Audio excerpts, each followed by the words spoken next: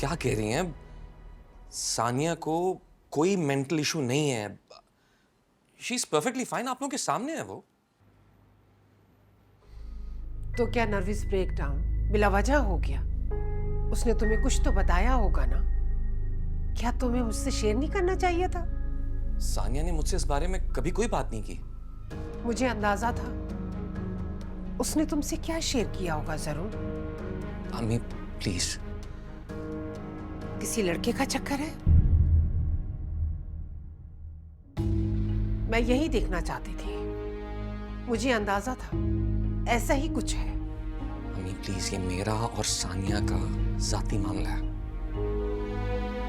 तुम्हारे डैड बिल्कुल ठीक कहते थे, सोच समझ के देखभाल के फिर रिश्ता करो। जिस लड़की की मां ने दूसरी शादी कर ली, अपनी बेटी को छोड़ दिया, क्या वो उसकी औलाद नहीं थी? ये भी उसी की औलाद है और आखिर ये भी ऐसा ही करेगी।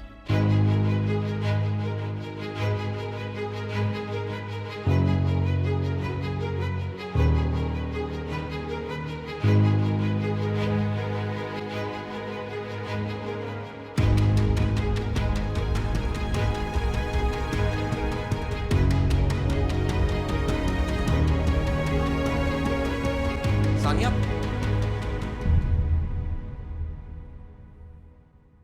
उसने सब सुन लिया। अम्मी, सानिया से मेरी शादी में आपकी रजामंदी भी शामिल थी।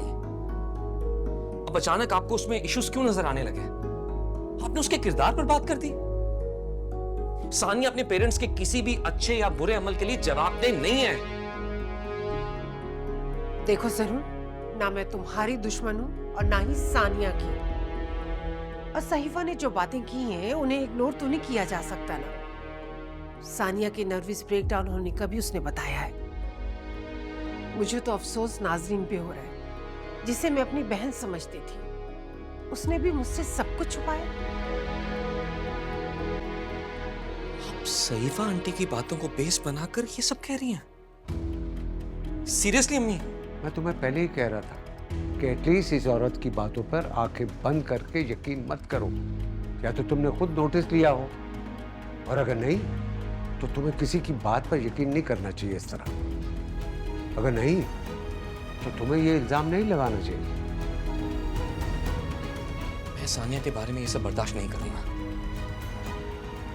आपको अगर अब भी सानिया से कोई प्रॉब्लम है तो मैं उसे लेकर कहीं और शिफ्ट हो जाता हूं।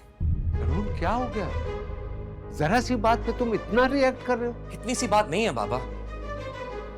अम्मी ने बहुत कुछ कहा है, और वो भी मेरी बीवी के बारे में। उसकी इज्जत मुझसे जुड़ी है और उसके बारे में कोई भी गलत बात मैं बर्दाश्त नहीं करूंगा।